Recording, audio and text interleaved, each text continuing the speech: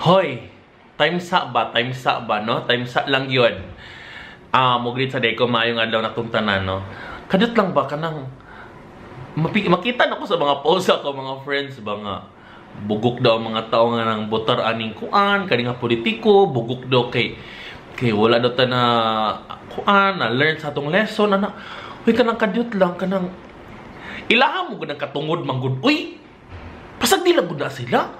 Kamo bito kay kanang entitled ra kaayo mo ayo pagingana. Uy, kay kung kamo lugar sa inyong mga barkada, kamo magbarkada for example, na in love kasi imong ex balik, nang tawag kag bugok. Malipay lugar ka, tawag kag bugok. Ayaw, uy, kay pasag di na siya.